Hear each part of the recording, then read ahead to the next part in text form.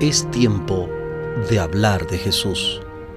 La lectura sin comentarios del libro El deseado de todas las gentes. Capítulo 49.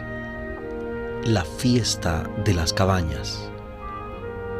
Hablemos de Jesús. Omar Medina les acompaña.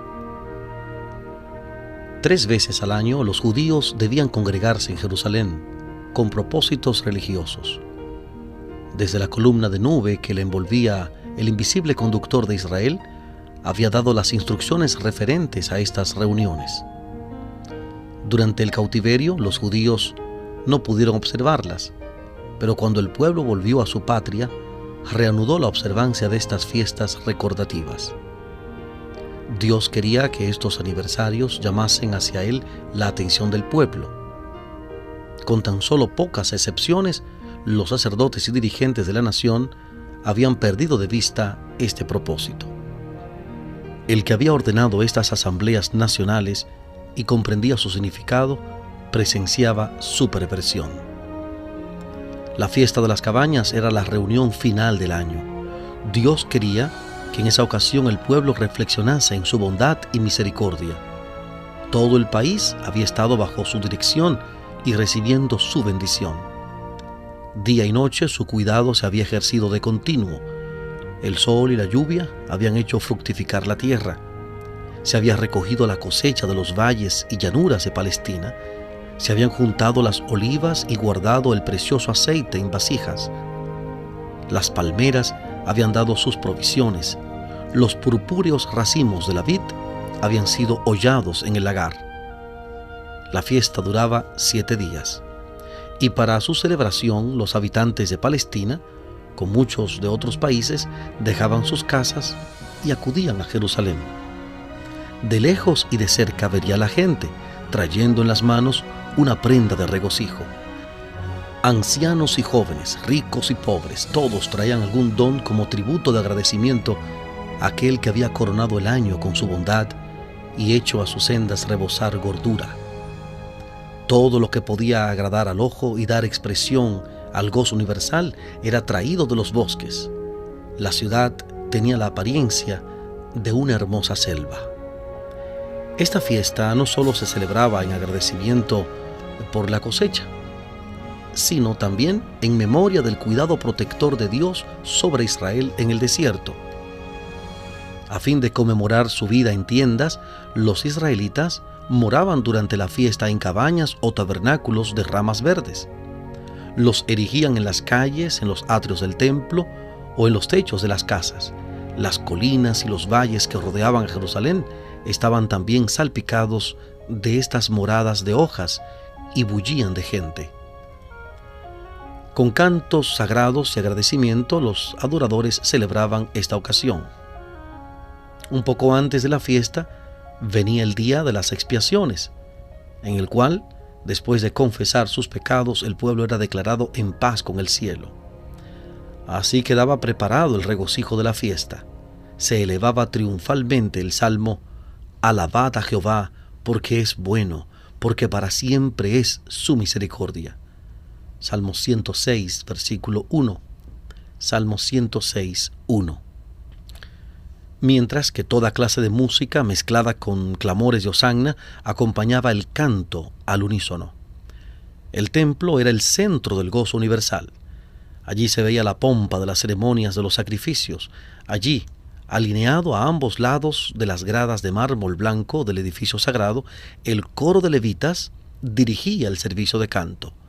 La multitud de los adoradores, agitando sus palmas y ramas de mirto, unía su voz a los acordes y repetía el coro, y luego la melodía era entonada por voces cercanas y lejanas, hasta que de las colinas circundantes parecían brotar cantos de alabanza.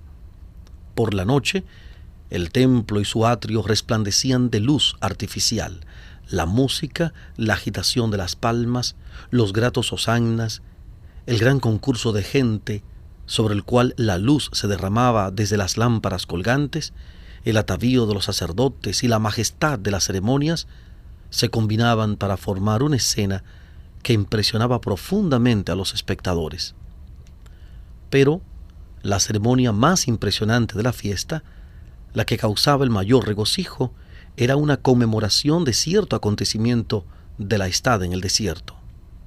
Al alba del día, los sacerdotes emitían una larga y aguda nota con sus trompetas de plata y las trompetas que contestaban, así como los alegres gritos del pueblo desde sus cabañas que repercutían por las colinas y los valles, daban la bienvenida al día de fiesta.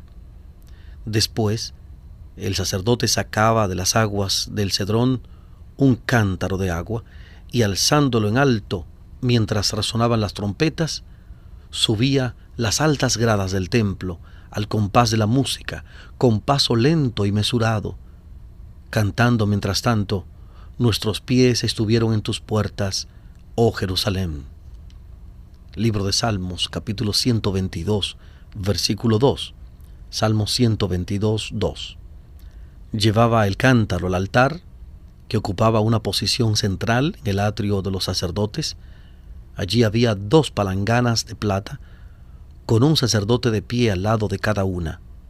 El cántaro de agua era derramado en una y un cántaro de vino en la otra, y el contenido de ambas, fluyendo por un caño que comunicaba con el Cedrón, era conducido al Mar Muerto. La presentación del agua consagrada representaba la fuente que a la orden de Dios había brotado de la roca para aplacar la sed de los hijos de Israel. Entonces repercutían los acordes jubilosos: porque mi fortaleza y mi canción es Jehová. Sacaréis agua con gozo de las fuentes de la salvación. Isaías capítulo 12, versículos 2 y 3. Isaías 12, 2 y 3.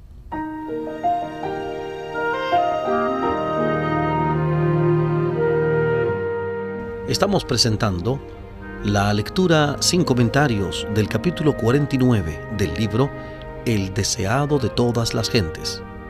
Capítulo 49, la fiesta de las cabañas, en Hablemos de Jesús.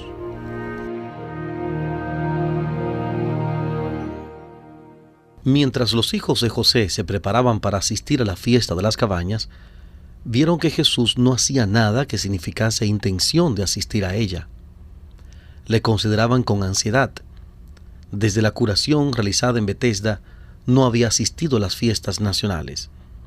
A fin de evitar un conflicto inútil con los dirigentes de Jerusalén, había limitado sus labores a Galilea. Su aparente indiferencia hacia las grandes asambleas religiosas y la enemistad manifestada hacia él por los sacerdotes y rabinos eran una causa de perplejidad para los que le rodeaban, y aún para sus discípulos y su familia. En sus enseñanzas se había espaciado en las bendiciones de la obediencia a la ley de Dios, y sin embargo él mismo parecía indiferente al servicio que había sido establecido divinamente.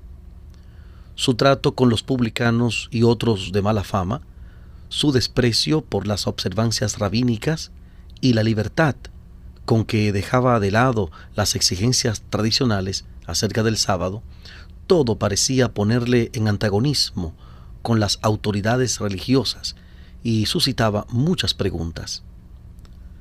Sus hermanos pensaban que era un error de su parte enajenarse de los grandes y sabios de la nación. Pensaban que estos hombres debían tener razón y que Jesús estaba haciendo mal al ponerse en antagonismo con ellos. Pero habían presenciado su vida sin tacha, y aunque no se contaban entre sus discípulos, habían quedado profundamente impresionados por sus obras. Su popularidad en Galilea halagaba la ambición de sus hermanos. Todavía esperaban que daría una prueba de su poder que indujera a los fariseos a ver que él era lo que pretendía ser. Y si fuese el Mesías, el príncipe de Israel, ellos acariciaban este pensamiento con orgullosa satisfacción. Tanta ansiedad sentían acerca de esto que rogaron a Jesús que fuese a Jerusalén. Y dijéronle sus hermanos: pásate de aquí y vete a Judea, para que también tus discípulos vean las obras que haces. Que ninguno que procura ser claro hace algo en oculto. Si estas cosas haces, manifiéstate al mundo. El sí expresaba duda e incredulidad. Le atribuían cobardía y debilidad. Si él sabía que él era el Mesías, ¿por qué guardaba esa extraña reserva e inacción? Si poseía realmente tal poder, ¿por qué no iba audazmente a Jerusalén y aseveraba sus derechos? ¿Por qué no cumplía en Jerusalén las obras maravillosas que de él se relataban en Galilea? No te ocultes en provincias aisladas, decían, a realizar tus obras poderosas para beneficio de campesinos y pescadores ignorantes. Preséntate en la capital, conquista el apoyo de sacerdotes y gobernantes y une la nación para establecer el nuevo reino. Estos hermanos de Jesús razonaban por el mismo motivo egoísta que con tanta frecuencia se encuentra en el corazón de los que aman la ostentación. Ese espíritu era el que gobernaba el mundo. Ellos se ofendían porque en vez de buscar un trono temporal, Cristo se había declarado el pan de vida. Quedaron muy desilusionados cuando tantos de sus discípulos le abandonaron. Ellos mismos se apartaron de él para escapar a la cruz que representaba el reconocer lo que sus obras revelaban, que era el enviado de Dios. Les dice entonces Jesús: mi tiempo aún no ha venido, mas vuestro tiempo siempre está presto. No puede el mundo aborreceros a vosotros, mas a mí me aborrece, porque yo doy testimonio de él, que sus obras son malas. Vosotros subid a esta fiesta. Yo no subo aún a esta fiesta, porque mi tiempo aún no es cumplido. Y habiéndoles dicho esto, se quedó en Galilea. Sus hermanos le habían hablado en tono de autoridad, prescribiéndole la conducta que debía seguir. Les devolvió su reprensión, clasificándolos no con sus discípulos abnegados, sino con el mundo. No puede el mundo aborreceros a vosotros, dijo, mas a mí me aborrece, porque yo doy testimonio de él que sus obras son malas. El mundo no odia a los que le son semejantes en espíritu, los ama como suyos.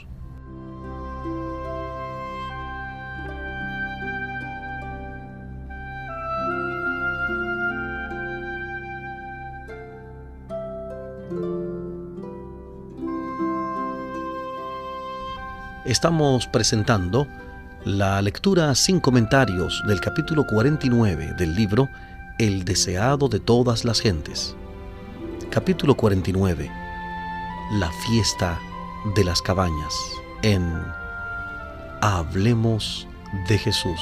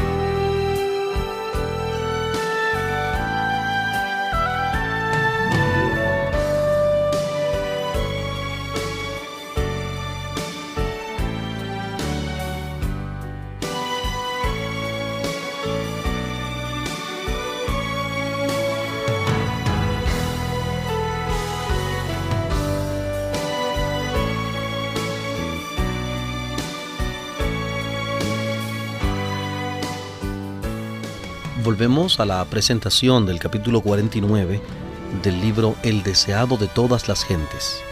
Capítulo 49. La fiesta de las cabañas.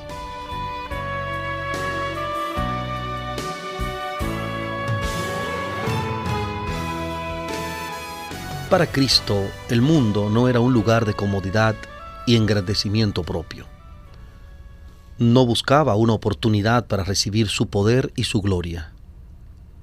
No le ofrecía ningún premio tal. Era el lugar al cual su Padre le había enviado. Había sido dado para la vida del mundo, para realizar el gran plan de redención. Estaba haciendo su obra en favor de la especie caída. Pero no había de ser presuntuoso, ni precipitarse al peligro, ni tampoco apresurar una crisis. Cada acontecimiento de su obra tenía una hora señalada. Debía esperar con paciencia. Sabía que iba a ser blanco del odio del mundo, sabía que su obra le conduciría a la muerte, pero exponerse prematuramente no habría sido obrar según la voluntad de su Padre. Desde Jerusalén, las noticias de los milagros de Cristo se habían difundido donde quiera que estaban dispersos los judíos. Y aunque durante muchos meses él había permanecido ausente de las fiestas, el interés en él no había disminuido. Muchos de todas partes del mundo habían venido a la fiesta de las cabañas con la esperanza de verle. Al principio de la fiesta muchos preguntaron por él. Los fariseos y gobernantes esperaban que viniese, deseosos de tener oportunidad para condenarle. Preguntaban ansiosamente, ¿dónde está? Pero nadie lo sabía. En todas las mentes predominaban pensamientos relativos a él. Por temor a los sacerdotes y príncipes, nadie se atrevía a reconocerle como el Mesías. Mas, por doquiera había discusiones serenas pero fervorosas acerca de él. Muchos le defendían como enviado de Dios, mientras que otros le denunciaban como engañador del pueblo. Mientras tanto, Jesús había llegado silenciosamente a Jerusalén. Había elegido una ruta poco frecuentada, a fin de evitar a los viajeros que se dirigían a la ciudad desde todas partes. Si se hubiese unido a cualquiera de las caravanas que subían a la fiesta, la atención pública hubiera sido atraída hacia él al entrar en la ciudad, y una demostración popular en su favor habría predispuesto a las autoridades contra él. Para evitar esto, prefirió hacer el viaje solo. En medio de la fiesta, cuando la expectación acerca de él estaba en su apogeo, entró en el atrio del templo en presencia de la multitud. Porque estaba ausente de la fiesta, se había dicho que no se atrevía a colocarse bajo el poder de los sacerdotes y príncipes. Todos se sorprendieron al notar su presencia. Toda voz se acalló. Todos se admiraban de la dignidad y el valor de su porte en medio de enemigos poderosos, sedientos de su vida. Así de pie, convertido en el centro de atracción de esa vasta muchedumbre, Jesús les habló como nadie lo había hecho. Sus palabras demostraban un conocimiento de las leyes e instituciones de Israel, del ritual de los sacrificios y la enseñanza de los profetas, que superaba por mucho al de los sacerdotes y rabinos. Quebrantó las barreras del formalismo y la tradición. Las escenas de la vida futura parecían abiertas delante de él, como quien contemplaba lo invisible. Hablaba de lo terreno y lo celestial, de lo humano y de lo divino, con autoridad positiva. Sus palabras eran muy claras y convincentes, y de nuevo, como en Capernaum, la gente se asombró de su doctrina, porque su palabra era con autoridad. Lucas, capítulo 4, versículo 32, Lucas 4:32. Con una variedad de representaciones, advirtió a sus oyentes la calamidad que seguiría a todos los que rechazasen las bendiciones que él había venido a traerles. Les había dado toda prueba posible de que venía de Dios y había hecho todo esfuerzo posible para inducirlos al arrepentimiento. No quería ser rechazado y asesinado por su propia nación si podía salvarla de la culpabilidad de un hecho semejante. Todos se admiraban de su conocimiento de la ley y las profecías, y de uno a otro pasaba la pregunta: ¿cómo sabe este letras, no habiendo aprendido? Nadie era considerado apto para ser maestro religioso a menos que hubiese estudiado en la escuela de los rabinos. Y tanto Jesús como Juan el Bautista habían sido representados como ignorantes porque no habían recibido esta preparación. Los que les oían se asombraban de su conocimiento de las Escrituras, no habiendo aprendido. A la verdad, no habían aprendido de los hombres, pero el Dios del cielo era su maestro, y de él habían recibido la más alta sabiduría. Mientras Jesús hablaba en el atrio del templo, la gente permanecía hechizada. Los mismos hombres que eran más violentos contra él se veían imposibilitados para perjudicarle. Por el momento, todos los demás intereses eran olvidados. Día tras día enseñaba a la gente hasta el último, el postrer día grande de la fiesta. La mañana de aquel día halló al pueblo cansado por el largo período de festividades. De repente, Jesús alzó la voz en tono que repercutía por los atrios del templo y dijo: «Si alguno tiene sed, venga a mí y beba. El que cree en mí, como dice la Escritura, ríos de agua viva correrán de su vientre». La condición del pueblo daba fuerza a este llamamiento.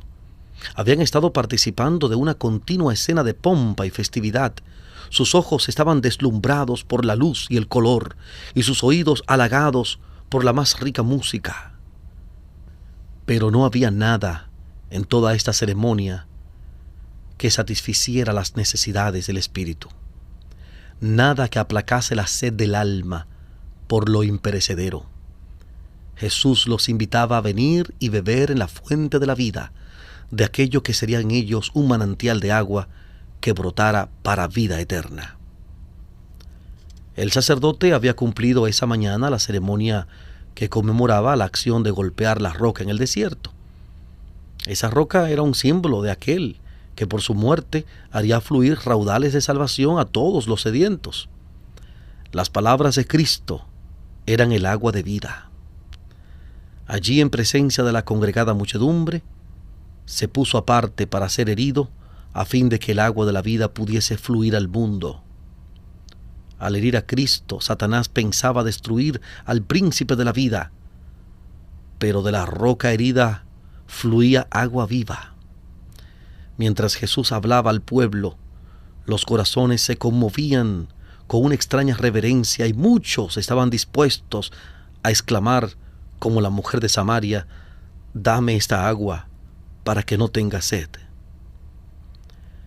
Jesús conocía las necesidades del alma. La pompa, las riquezas y los honores no pueden satisfacer el corazón. Si alguno tiene sed, venga a mí y beba. Los ricos, los pobres, los encumbrados y los humildes son igualmente bienvenidos. Él promete aliviar el ánimo cargado, consolar a los tristes, dar esperanza a los abatidos. Muchos de los que oyeron a Jesús lloraban esperanzas frustradas. Muchos alimentaban un agravio secreto. Muchos estaban tratando de satisfacer su inquieto anhelo con las cosas del mundo y la alabanza de los hombres. Pero cuando habían ganado todo, encontraban que habían trabajado tan solo para llegar a una cisterna rota en la cual no podían aplacar su sed. Allí estaban, en medio del esplendor de la gozosa escena, descontentos y tristes. Este clamor repentino: «Si alguno tiene sed», los arrastró de su pesarosa meditación, y mientras escuchaban las palabras que siguieron, su mente se reanimó con una nueva esperanza.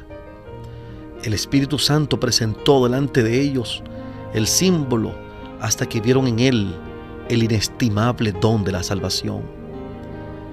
El clamor que Cristo dirige al alma sedienta sigue repercutiendo y llega a nosotros con más fuerza que aquellos que lo oyeron en el templo en aquel último día de la fiesta. El manantial está abierto para todos. A los cansados y exhaustos se ofrece la refrigerante bebida de la vida eterna.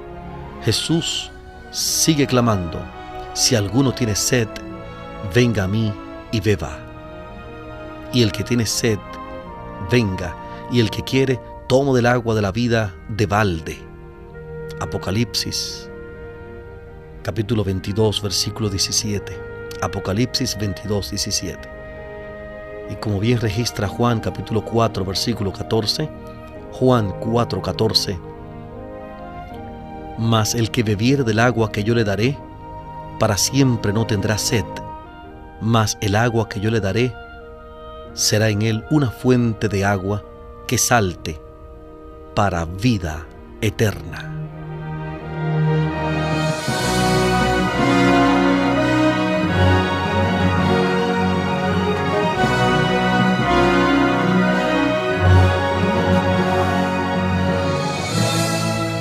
Hemos presentado la lectura sin comentarios del capítulo 49 del libro El deseado de todas las gentes. Capítulo 49. La fiesta de las cabañas. Este capítulo está basado en el Evangelio de Juan, capítulo 7, versículos 1 al 15 y 37 al 39. Juan, capítulo 7, versículos 1 al 15 y 37 al 39. Hablemos de Jesús. Omar Medina les agradece la fina gentileza de la atención dispensada. Que Dios les bendiga.